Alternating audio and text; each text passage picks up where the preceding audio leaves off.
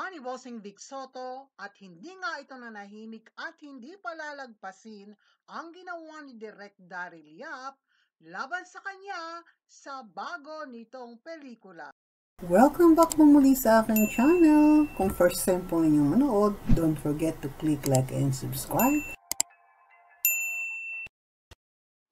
Matapos ngang bulabugin ni Direk Daryl Yap hindi lamang ang mga netizens sa mapangahas nitong teaser sa bago niyang pelikula at eto na nga, final answer na si Bossing Vic Soto para sa kanyang legal action laban nga dito sa mapangahas na teaser na ginawa ng direktor laban sa kanya sa bago nitong pelikula. Makahain ng reklamo si Bossing Vic Soto laban sa direktor na si Daryl Yap.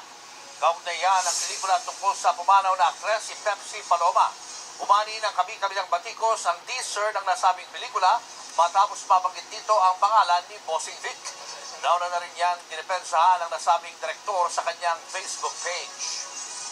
Dahil nga po sa aksyon ni Bossing Vic Soto, ay maraming netizens ang natuwa. Makahain ng reklamo si Bossing Vic Soto laban sa direktor na si Daryl Yap.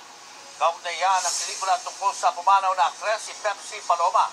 Umani ng kabi-kabilang batikos ang teaser ng nasabing pelikula matapos mabanggit dito ang pangalan ni Bossing Vic.